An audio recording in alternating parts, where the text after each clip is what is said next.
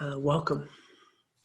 Every Wednesday night we provide a Dharma teaching, and we've been going through the three principal aspects of the path. It's one of the shortest Lamrim teaching. I think it is actually the shortest. There may be one other. It's right there, 14 verses, and it talks about the essential aspects of the path, these three principal aspects of the path. Essential. These are essential. That's for awakening. This is what needs to happen, these principal aspects, and it's renunciation, bodhicitta, and wisdom. We've already got through the first, I think, 8 verses. 9 verses. I think we're kind of at 9. There's 14. And here we have an opportunity to really focus on these aspects that are essential in a way that we hopefully find very doable, in a way that's approachable. And so if you're new to Buddhism, essentially the Buddha taught how to not suffer. Very timely for right now, right? How to not suffer, and that our suffering, our mental and emotional suffering that's arising, our fears and insecurities, our worries, our grief, that these arise in our minds, they arise in our experience. And if we look deeply, we can understand the cause of such suffering.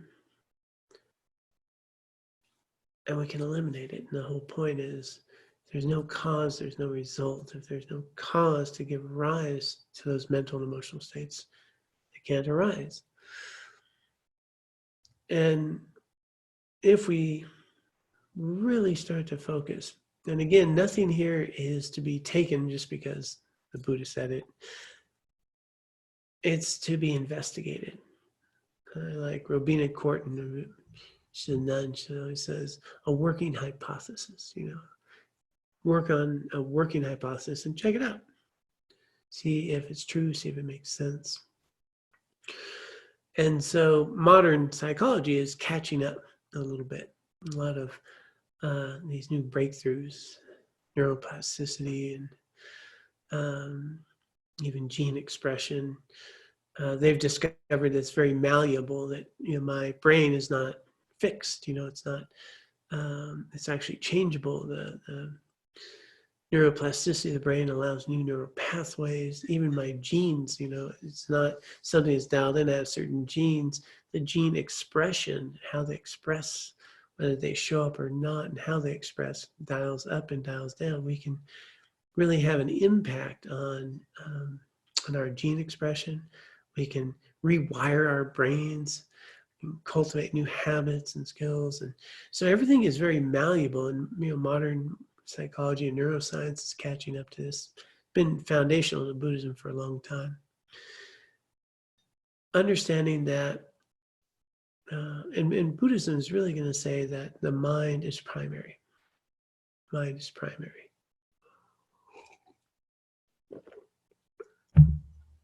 And for some people, that's kind of hard to grasp. There's this physicalness that's primary, and that the mind's just an emergent property of the body. And Buddhism is really going to say, the mind's first. And that there's this awareness, this consciousness that gives rise to how I see myself. And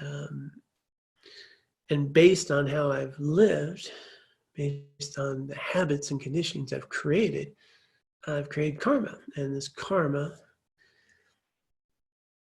is the lens through which I experience myself in the world. So in modern sort of our culture, we might just say that, how I'm experiencing the world is a subjective experience. How I'm experiencing me is subjective. I'm going to have a very unique experience of this Dharma talk, giving it. But every one of you is going to hear a different Dharma teaching tonight.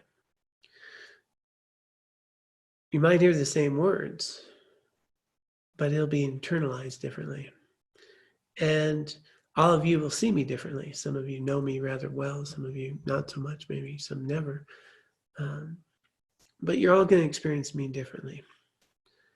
And the Dharma talk you hear is all going to be different. So it'd be a very subjective experience for you. And it'll be subjective for everyone.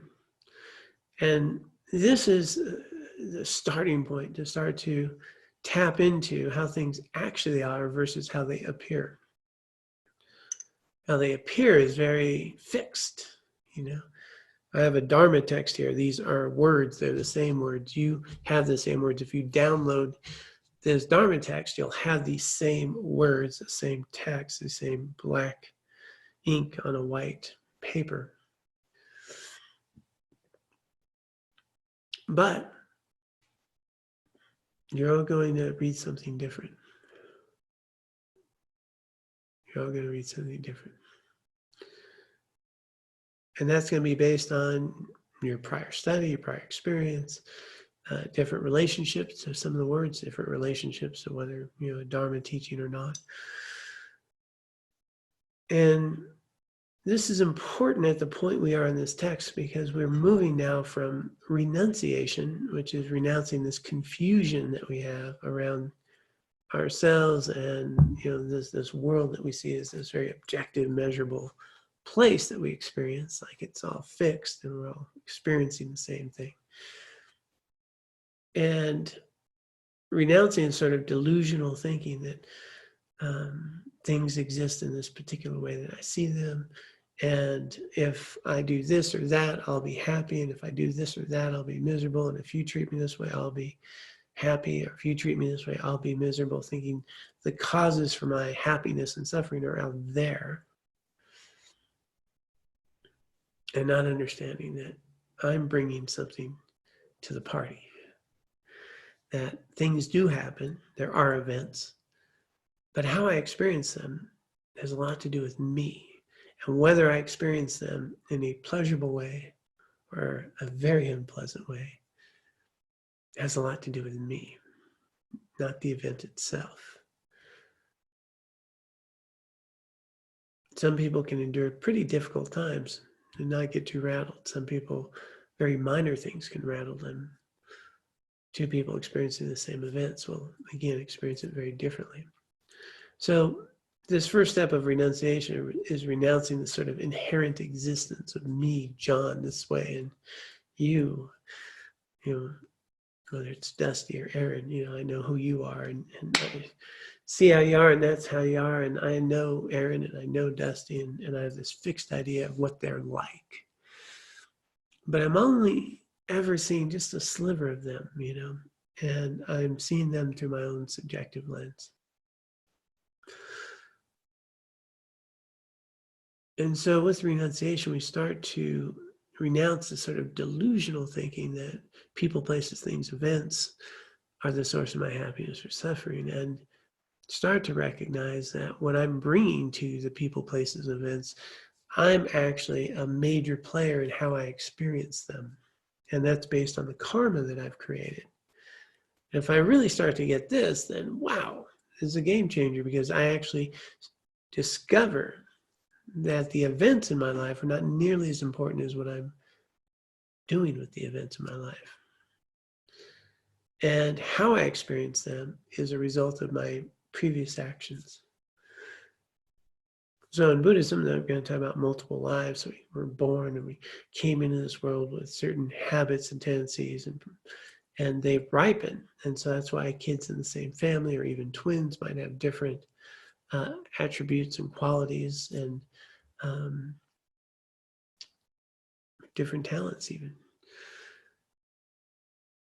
So it's not the genetics, it's not, you know, the same family. It's this idea that we're coming in this world conditioned in a particular way based on previous life. For those that struggle with the idea of multiple lives, you can set that aside for a moment and look at, in my own life, this one life that I do know about. We can kind of, you know, look very clearly back and go, how has my previous experience shaped how I experience you, how I experience my food, how I experience events?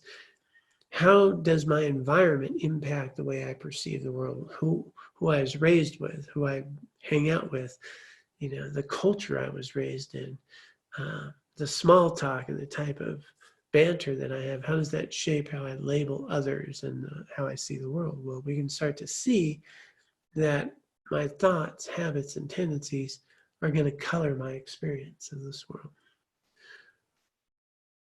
And I'm not fixed in any particular way. I'm not stuck. I'm not a morning person or a night person. If I'm a night person, I can become a morning person. A morning person, I can become a night person, depending on the situation I find myself in and conditioning. And so this is really important to understand, because much of our suffering is coming from not understanding this point, that I'm not a fixed John and you're not a fixed Aaron or a fixed Dusty or a fixed Betsy. Wanted to get a woman's name in there. That we're changing moment to moment. Others are changing moment to moment.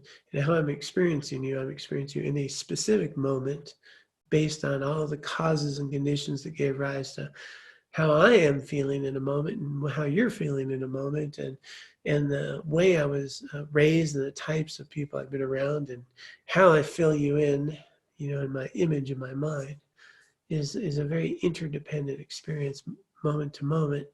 And I might like you today and not like you tomorrow. I might like you in a moment and not like you in another moment.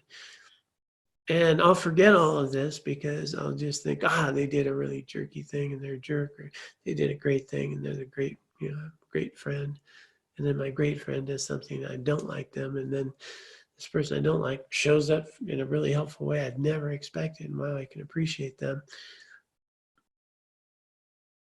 It's all very malleable. It's moment to moment. It's interdependent. It's happening moment to moment. And I forget all that. And I just stick labels on people, places, and things. And when they act a certain way, I'm happy. And when they act a certain way, I'm not very happy. And things are being done to me, instead of understanding that I'm a major contributor in my experience.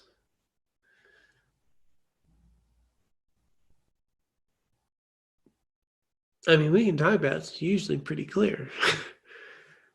But it changes the moment we walk out of a Dharma teaching, and then, here's what I want, and here's what I like, and here's how so-and-so is, and so-and-so's a great person, they're a funny person, they're a jerk, whatever.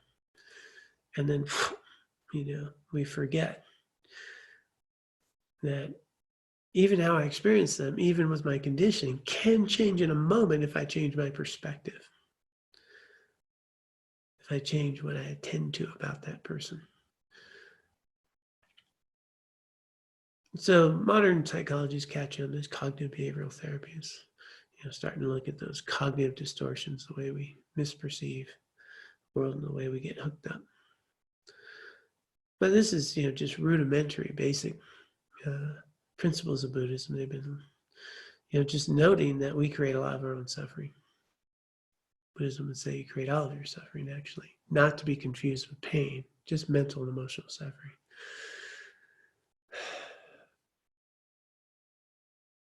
Even how we experience pain is impacted. So if I can renounce this sort of delusional way of living in the world that sees everything as fixed, solid, independent, there's you and there's me. There's my cup. Is it a cup or is it a mug?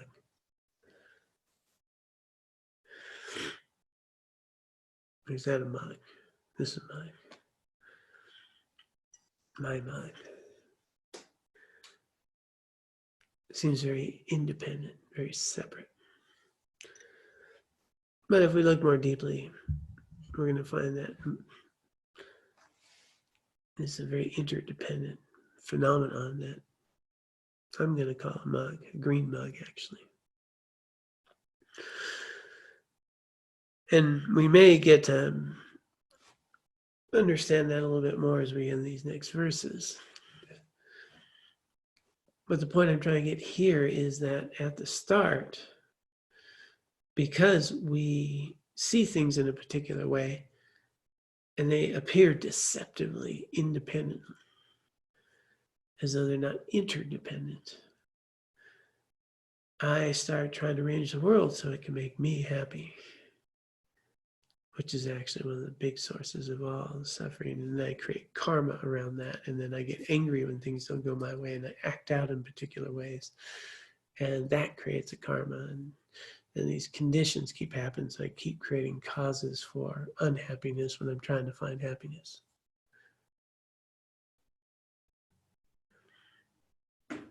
And then I think the world ought to be a certain way. You know, right now, today, we find big wake-up call. Big wake-up call.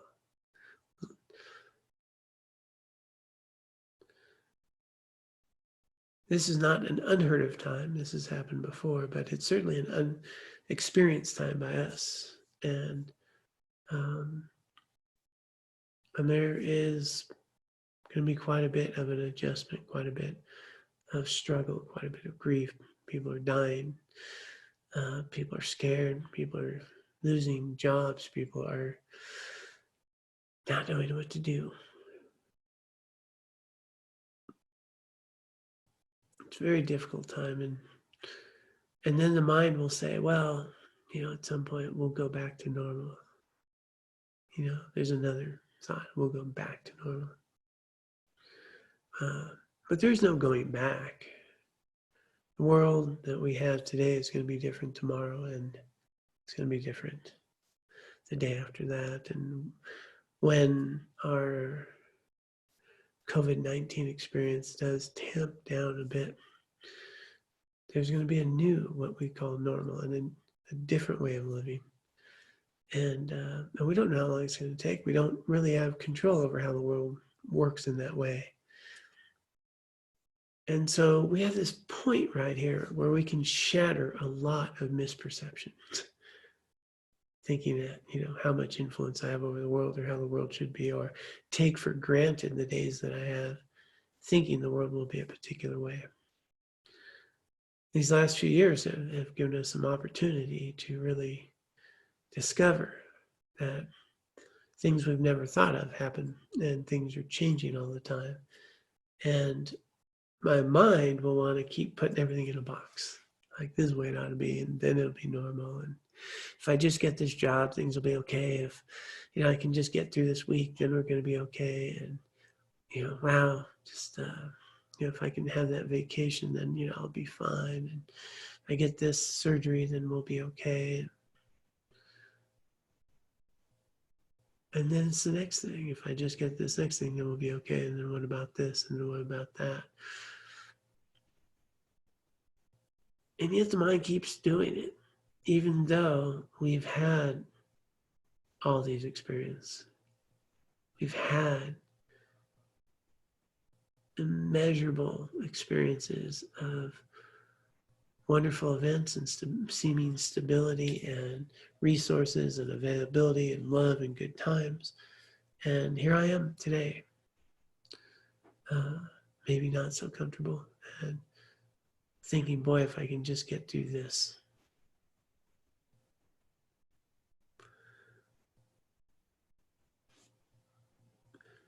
So fundamental to Buddhism is that there's a disconnect to how I see the world, my experience of it, and how it is. That disconnect is the source of my suffering. That disconnect is the source of my suffering. It's the misperception, it's the misunderstanding. That's what we renounce, is that delusional grasping to the world and my experience of it in a way that is not the way things are.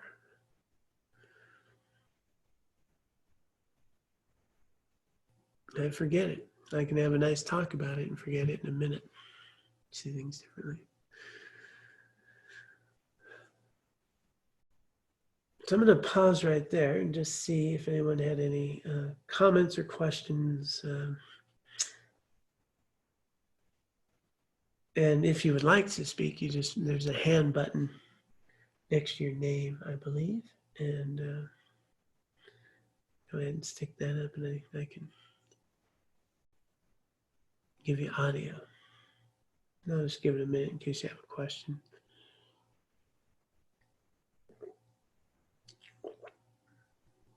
Okay, nobody yet. So I'm laying that as a foundation, things that we've covered a bit.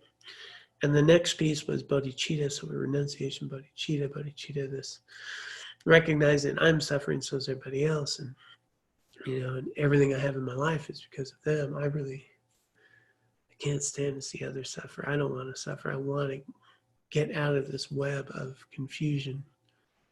And I really don't want to see anybody else stuck there. So we covered that bodhicitta motivation to really cultivate and develop ourselves so we can truly help others, so we can help liberate others. So in Mahayana Buddhism, it's a bodhisattva path. It's a path where we are going to cut through our confusion, where we're working to cultivate this path of awakening, to see things accurately, to be liberated from this confusion,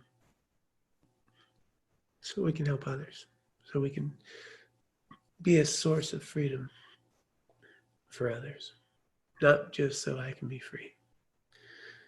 And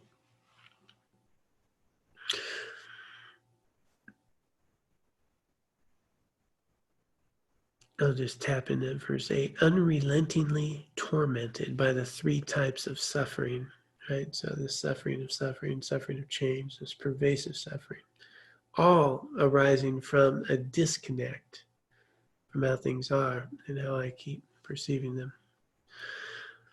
Unrelentingly tormented by three types of suffering, life after life, and limitless compulsive existence, right? Being compelled to act in certain ways and see things in certain ways. I mean, we know what habits are like and how hard it is to change them. Having thought about the condition of your mothers, and that's all other sentient beings, who have found themselves in situations like these, just as I suffer, they suffer, everyone suffers, everyone's stuck in this confused, misperceived way of being, develop the supreme bodhicitta aim, really recognizing that we're all in this together, and we need to help each other.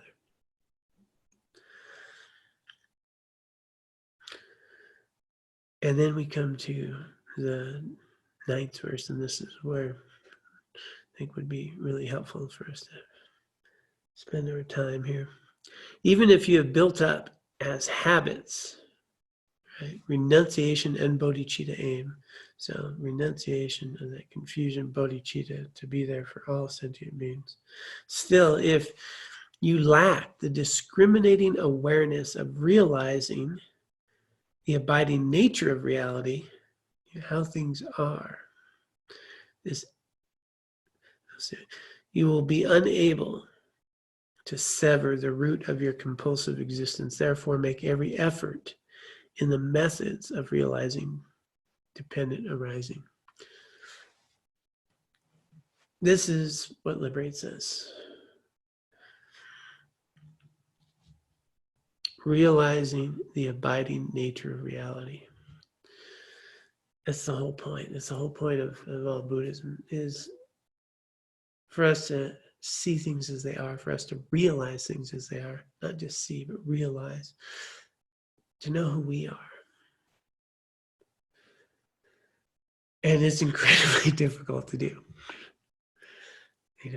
Our mind is so full of projections, so full of karma, this compulsive way of seeing the world, experiencing things. And to cut through that misperception is going to require a conditioning of the mind, so it can start to really be stable and present and attend to the nature of my experience and phenomena more accurately, stable, clear, without a bunch of clutter.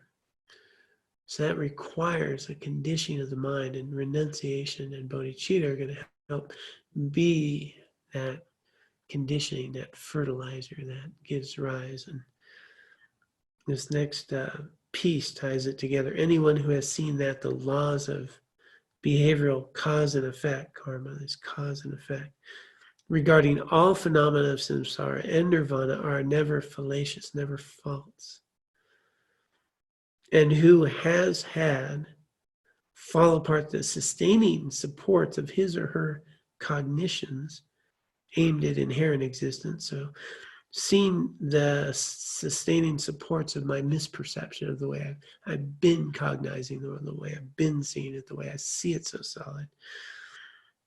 Once we've had that fall apart, whatever they might have been, whatever sustains those, whatever misperception has, we can cut through that and they fall apart, has entered the path pleasing to the Buddhists. And this is knowing we're in the path. So it's understanding that I am creating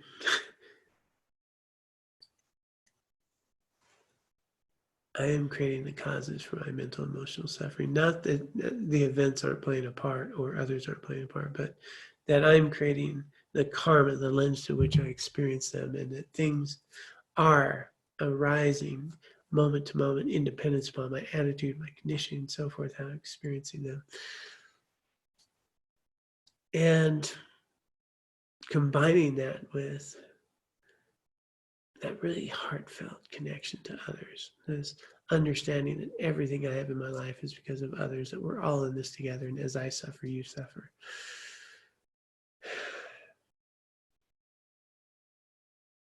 They become the conditioning that can give rise to the seeds of wisdom to grow. Those seeds of wisdom is this understanding of cause and effect, this understanding of the way you put it is that things do not exist inherently, independently, in what we call inherent existence, independent and separate from. And we can start to see that fall apart. We can start to see that fall apart. And as we do, the sustaining supports my misperceptions, beliefs, and grasping a sense of self that gives rise to those cognitions can fall apart. And then I'm going to find a lot of liberation from a lot of suffering. When I understand, for example, I am just one tiny piece of a much greater experience that's happening all around. I mean, we just look at our universe. How big am I in our universe? How many universes are there? There's like billions of universes. And this perception that I think I know how things should be, and I forget how many people and events and animals and conditions were involved for me to actually have a cup. A cup to be here in a building that I get to be in, and how many causes and conditions gave rise to that. Then how many causes and conditions gave rise for you to be here in this moment to listen to a teaching, be on a computer or smartphone, and someone who built some technology and someone who created plastic and electricity that was created, and these fiber optic lines that carry this stuff so that you can be sitting wherever you are and be hearing me give a teaching on words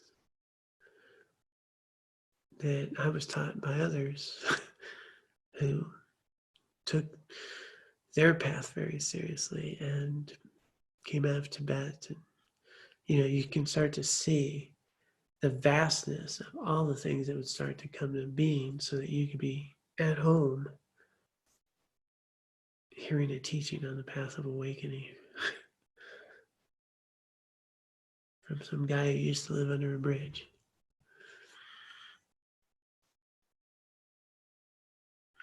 We can forget all that, think we know how things should be and how things ought to be to make me happy, which is going to create a lot of suffering.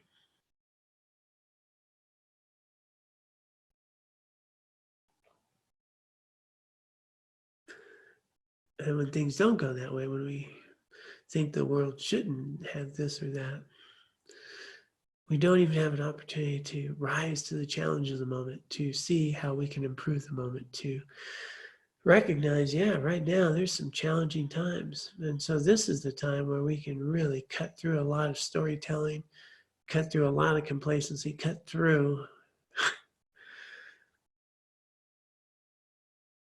so much misperception, and understand that the things I've been relying on to make me happy can never make me happy. The cause of happiness is not in things. Happiness is an experience here. They can be triggered by outer experiences.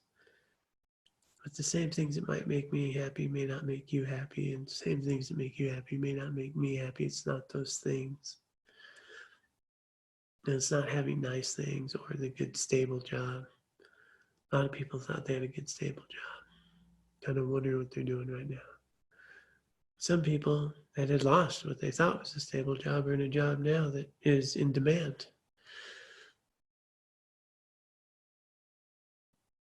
All of this is playing out at a much bigger level than we are aware of. And what I don't know is who's going to call me tomorrow, and what I don't know is what new news may come. And I'll forget all that, and I'll project, and I'll get fearful, or I'll get pessimistic, or might, be overly optimistic and not very realistic. And just start to understand, life's really just messy for everyone. And there's some really wonderful times and there's some challenging times.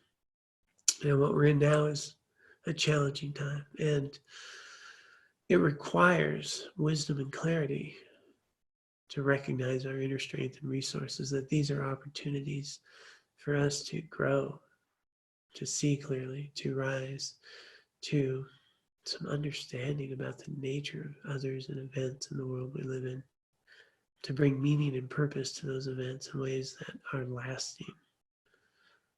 To really take a moment and see what's really important that I haven't been paying attention to.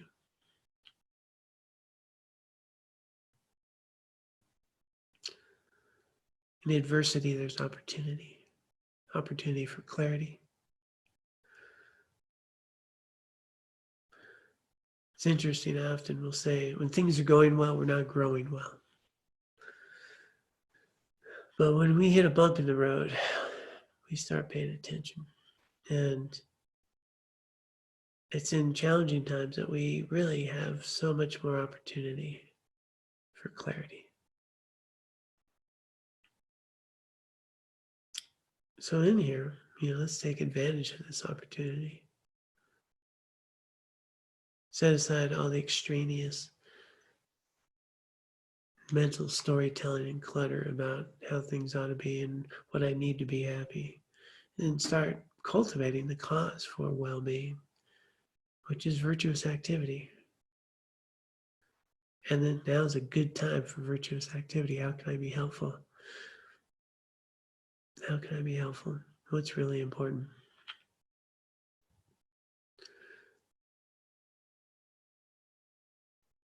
And so here we can start to recognize the laws of behavioral cause and effect regarding all phenomena of samsara and nirvana are never fallacious. In other words, there's causes and results. The world we're experiencing. Oh, we do have some chat messages. The world we're experiencing is because things have happened to create the causes for this experience. And if we want things to be different, we need to create the causes for them to be different. And that's doable. All right, let me see what the message I got here. Will you please again define dependent arising and inherent existence? Yeah.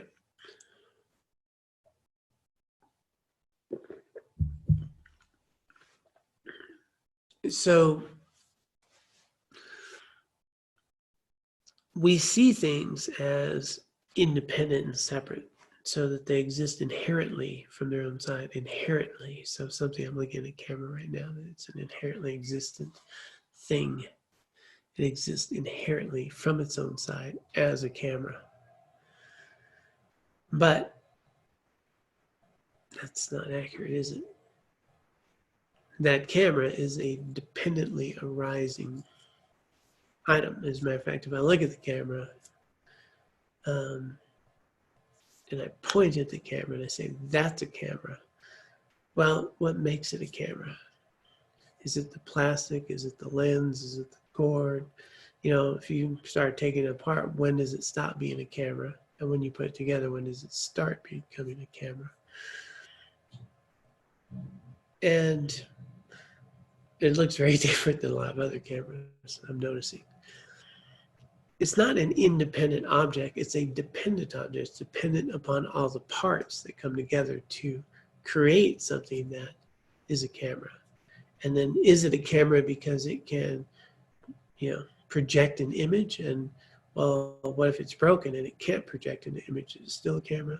Anyway, you start looking at these things about camera. And what we're going to find if we look deeply at anything that we label a camera or a cup or microphone, table,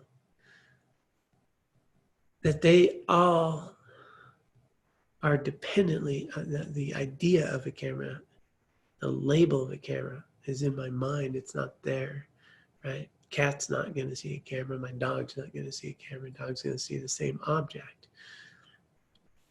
Camera doesn't arise. So I'm seeing phenomena and I'm labeling something a camera based on certain things that it does or doesn't do if it's a broke camera. But that camera is dependent on all the parts to do the job of a camera. And camera is a concept in my mind. It's not there, right? So it doesn't inherently exist. It's a dependent arise, and even for it to exist, there needs to be an observer, someone who created a camera, thought of a camera, object of a camera, things it can do, and then I arise, I see a camera, and a dog doesn't see a camera. And so everything we experience is a dependent arising. Everything that we experience is interdependent. It arises dependently upon causes and conditions. I'm thinking about bikes because I see some in front of me right now. Start looking at a bike. Is it the frame that makes it a bike? Is it steering? Is it the handlebars, the wheel, is it the rubber? Is it the metal? There's graphics, but they're not metal. And some, you start. It's not the things that make up the bike that is a bike. Bike's really a concept in my mind when these things get put together, and then they can be used differently. For example, I thought this was great. I don't know if you've watched much YouTube stuff. Every now and then we'll just click around. There's some amazing videos where people are finding multiple uses for things. This one lady that I saw was able to take men's underwear and turn it into a face mask. So at one point it was underwear, and now it was a face mask. Really well done. Is it a mask? Is it underwear? What makes something underwear? Well, shorts. Anyway, so we start to understand then that everything we experience is arising in dependence upon causes and conditions and things that created things, and the metal and the supports and all that to be something. But nothing just exists independently. It's all related and didn't come into being by itself. Nothing came into being by itself, right? Cameras don't come into being by themselves, and they don't stay by themselves. Nor do trees, nor does grass, nor does, the school I'm in, which is no longer a school. Is that helpful?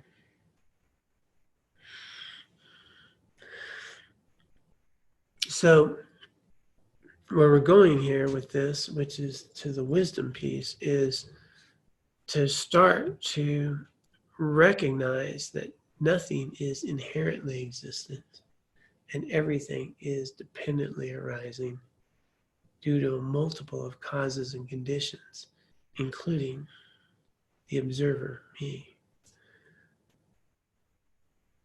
And then we start to understand what we call emptiness, that these experiences of phenomena I'm having are empty of these attributes that I'm sticking on them. That even that is a dependent arising. Okay. All right, Shelley. All right, I'm already at 7:28. So any other question or comment? Got a hand here, Aaron. Okay, Aaron, theoretically you're able to speak if you unmute. How's it going? Good. All right. Got me all fired up. I got a question about when one is experiencing a mental affliction in daily life, could we use this idea of causes and conditions as something to undermine those mental afflictions with wisdom?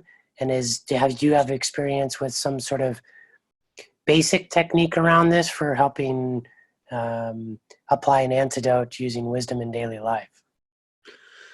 Okay, so hopefully all of you were able to hear that.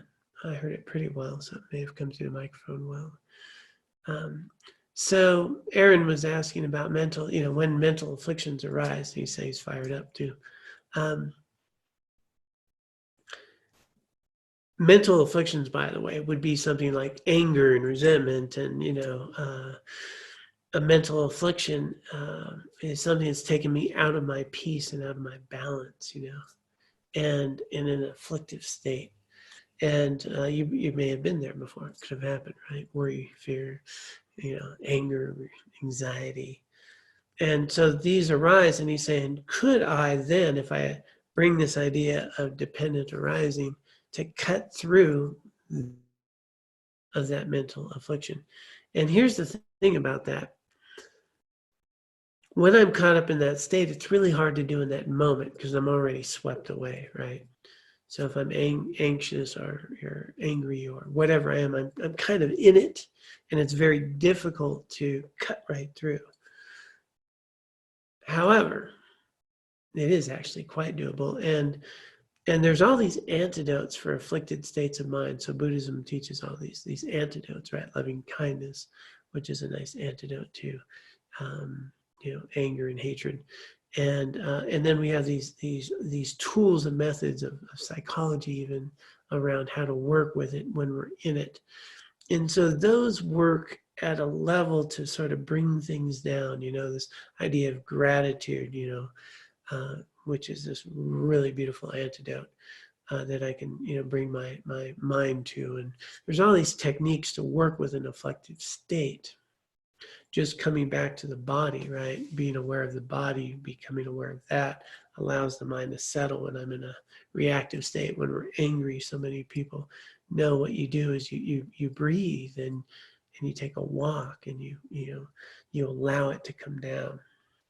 So on one level, there's all these antidotes to work with it when you're in a state. But the thing is, and His Holiness the Dalai Lama, I mean, he just nailed this once. It was a long time ago. It was a talk back when Thupten Jinpa was a monk and translating for him. Somebody asked him, what's the best way to deal with anger? And his answer was beautiful. He said, not to get angry. And it was like, and what he's saying is, once you're angry, now you're in damage control. The best way to deal with anger is to eliminate the causes of anger. So that's where this dependent arising, this interdependent experience, this understanding of the impermanent nature of what gives rise to anger, that we can be working on that when we're not angry. And then anger won't arise because there's no place for it to come from. And so using dependent origination, starting to understand that how I'm experiencing things is always a subjective experience, and it's not the way things are objectively and independently. Did I really have a bad day? Come on. How many good things happened to me in my bad day? You know, did I eat? Did I have clothing? You know, did I have warmth? Did I have food? You know, was somebody nice to me? I mean, how many good things happened to me in a bad day, right? All that gets washed out the window when I see things as very independent and separate in how it is, and not understanding a subjective nature of my experience. So if I start paying attention to that when I'm not angry or not afflicted, what's going to happen is that affliction arises less and less. And then at some point, I will know it enough that when it does arise, there's a little flag that comes up in my head and says, oh, you're not living in reality. At some point, there becomes a level that when I feel anger, nervous, frustrated, I know that I'm grasping to something that isn't true. And it just cuts right through it and it falls away. So in other words, it is doable. It takes practice to get to that state. But the beautiful thing is that we can be doing that all the time. I can start to notice in real time how much in one day I have frustration or resentment and happiness and joy, and I'm going to start to notice how they're fleeting and how they seem very dependent on certain things. And some of those things that they're dependent on is what I'm paying attention to. Am I paying attention to one thing that this person did? And then I thought, well, if they did that, then this is going to happen. And then, you know, none of that happened.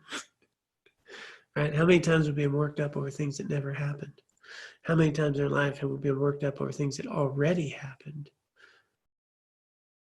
thinking they shouldn't have happened? And yet there were causes. So the more that we can live in reality when we're not in an afflicted state, the greater our ability to bring some clarity when I am in an afflicted state. How's that work for you, Aaron? Yeah, it sounds like more of a preventative upkeep initially, and then maybe can arise more spontaneously as we do more preventative upkeep. Right. Yeah. So the answer to that is, if it doesn't work very well if I'm afflicted and I don't really have a realization of this interdependent experience. But once I have it, it just cuts through it like a knife. Like the moment I get that twinge of frustration, you know, the little red flag that says, man, John, you're not living in the real world, man. And it can just fall away. Yeah. Thank you. You're welcome. So one of the tools I do use is when I do notice feelings like that, I immediately recognize my role in it. So, and I don't know if you're hinting at in the 7-point mind training, this idea of blame everything on one thing, which we would need to tap into, which might be a good antidote. Okay.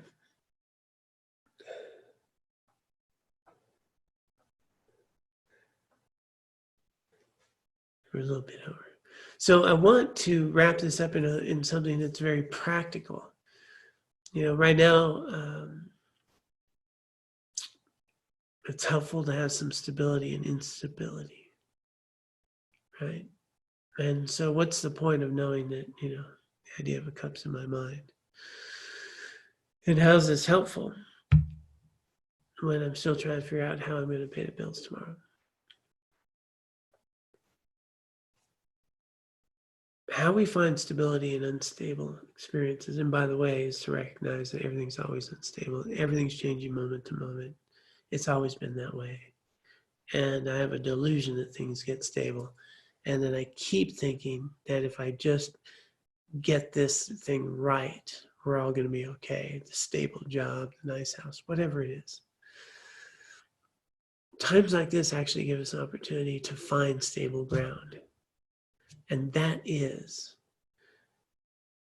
we've talked about this throughout this teaching, the real source of any sense of happiness and well-being, of inner flourishing, is virtuous activity.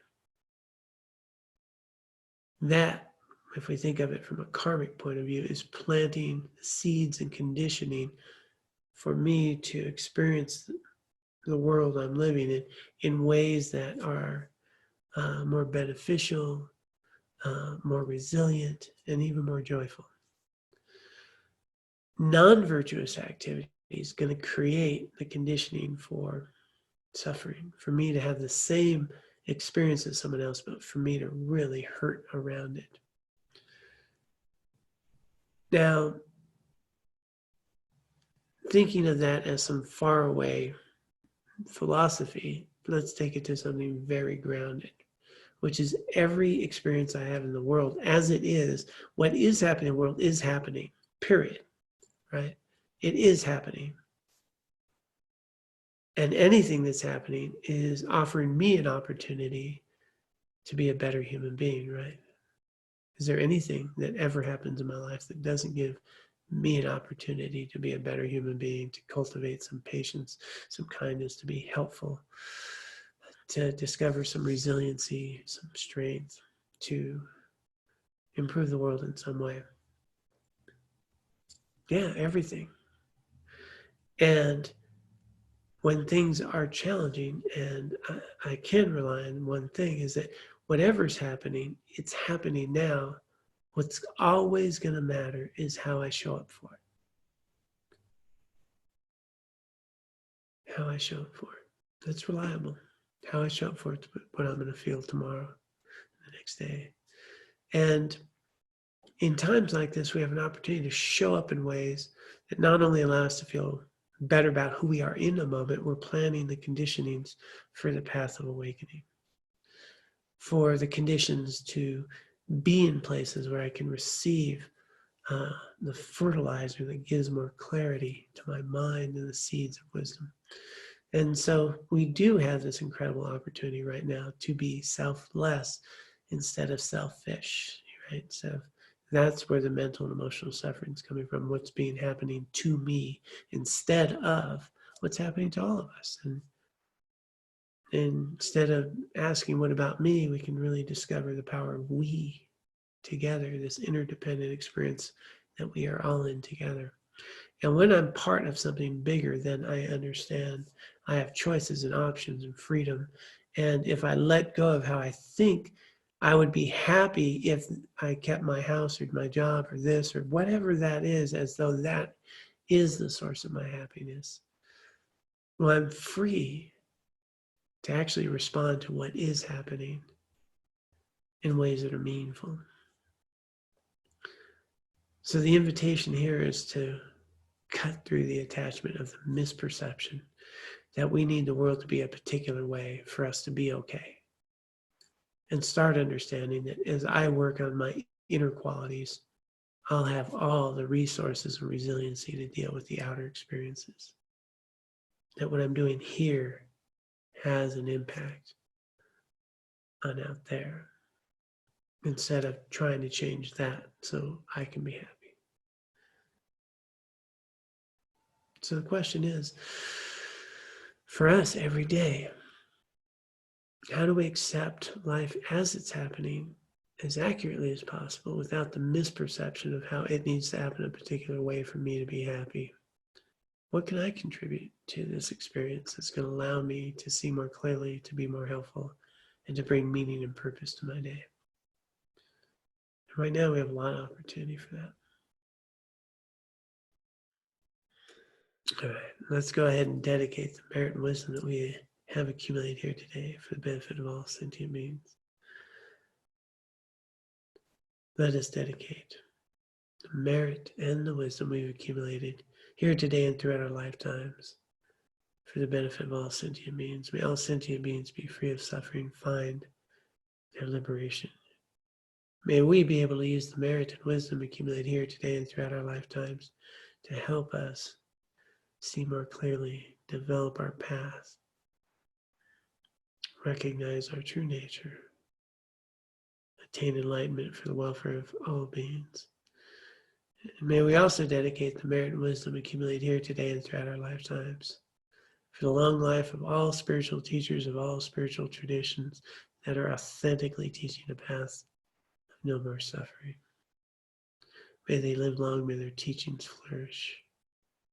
May we all be well, and may we all be patient and caring and nurturing to each other